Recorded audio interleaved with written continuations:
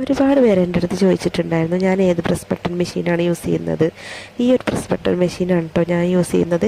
അതിൻ്റെ ടൂളുകളാണിത്. ഇതിൽ കാണുന്ന ഐറ്റംസിൽ ഈ ഒരു പ്രസ് ബട്ടൺ വെച്ച് കൊടുക്കാനുള്ള ആ ഒരു പ്രസ്സിങ് ചെയ്യുന്ന സംഭവം, അതുപോലെ തന്നെ ഈ ഒരു ഇതും ഇങ്ങനെ ഈ ഒരു ആണിയാണ്. ഇങ്ങനെ 3 ഐറ്റം കേട്ടോ ഈ ഒരു സംഭവത്തിൽ വരുന്നത്. അപ്പോൾ നമുക്ക് പ്രസ് ചെയ്യുന്ന ആ ഒരു സാധനം വെച്ച് കൊടുക്കാനും വേണം ആ ഒരു ആണി, അതുപോലെ തന്നെ മറ്റേ ഭാഗത്തെ പ്രസ് ചെയ്യാനുള്ളതും അതിനും വേണം ആണി കേട്ടോ. അപ്പോൾ രണ്ടിനും നമുക്ക് ആണികൾ വേണം. എന്നിട്ട് അത് വെച്ചിട്ടാണ് ഇത് പ്രസ് ചെയ്തെടുക്കുക. ആദ്യം തന്നെ നമ്മൾ ഇതുപോലെ ക്ലോത്തിൽ മാർക്ക് ചെയ്തെടുക്കുകയാണേ എത്ര വിധത്തിലാണ് നമുക്ക് ഈ ഒരു പ്രസ് ബട്ടൺ വെച്ച് കൊടുക്കേണ്ടത്, അതിൻ്റെ ഒരു മാർക്കിങ് ചെയ്ത് കൊടുക്കണമല്ലോ. അപ്പോൾ നമ്മളിങ്ങനെ അളവെടുത്തിട്ട് 2.5 ഇഞ്ചിൽ അങ്ങനെയാണ് മാർക്ക് ചെയ്ത് കൊടുത്തത്.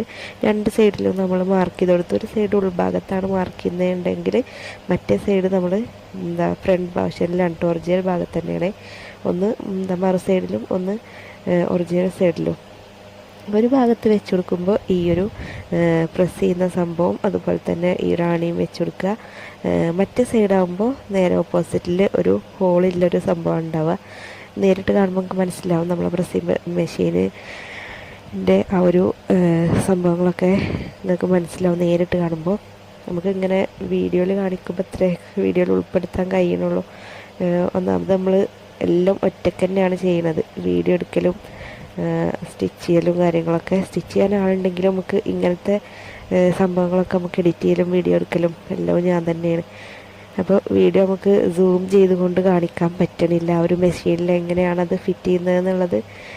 അപ്പോൾ ആണി അടിഭാഗത്ത് വെച്ച് കൊടുക്കുക, മുകളിൽ അതിൻ്റെ ആ ഒരു പ്രസ് ചെയ്യുന്ന സംഭവം വെച്ച് കൊടുക്കുക. അതിനെന്താ പറയുന്ന പേരെന്നൊന്നും എനിക്ക് അറിഞ്ഞൂടാ, അതാണ് ഞാൻ ഈ സാധനം ആ സാധനം എന്ന് പറയുന്നത് വീഡിയോയിൽ. ഇതുപോലെയാണ് നമുക്ക് ഫൈനൽ ലുക്ക് കിട്ടിയിട്ടുള്ളത്. അതുപോലെ നേരെ അപ്പുറത്തെ സൈഡിലാകുമ്പോൾ നമ്മൾ നല്ല ഭാഗത്താണ് വെച്ച് കൊടുക്കേണ്ടത്. അതിൽ ഈ ഒരു സംഭവത്തിൽ 2 സൈഡുണ്ട്. ഒന്ന് ഹോള് ചെറിയ ഭാഗവും ഒന്ന് ഹോള് വലിയ ഭാഗവും. ആ ചെറിയ ഹോളുള്ള ഭാഗത്താണ് നമ്മൾ ഈ ഒരു പ്രസ്സിങ്ങിൻ്റെ ആ ഒരു ഭാഗം പ്രസ് ചെയ്യേണ്ടത്. അപ്പോൾ അത് നമ്മൾ ഈ ഒരു മെഷീനിൽ ഉൾഭാഗത്തോട്ടാക്കിയിട്ടാണ് ഇത് വെച്ച് കൊടുക്കേണ്ടത്. പ്രസ് ബട്ടൺ മെഷീനിൽ വെച്ച് കൊടുക്കുമ്പോൾ മുകൾ ഭാഗത്തായിട്ടാണ് ആ ഒരു ചെറിയ ഹോളുള്ള ഭാഗം. എങ്കിലേ നമുക്ക് ഇത് പ്രസ് ചെയ്തിരുന്ന സമയത്ത് അത് ഫ്രണ്ട് പോർഷനിലായിട്ട് വരുള്ളൂ. അപ്പോൾ ഇങ്ങനെ ഈ വീഡിയോയിൽ കാണും പോലെയാണ് നമ്മൾ ചെയ്തെടുത്തത്. ഈ ഒരു ഭാഗത്ത് ഫുള്ളായിട്ട് നമ്മൾ ഈ ഒരു പ്രസ് ബട്ടൺ വെച്ച് കൊടുത്തു. അപ്പോൾ നല്ല ഫിനിഷിങ് തന്നെ കിട്ടും.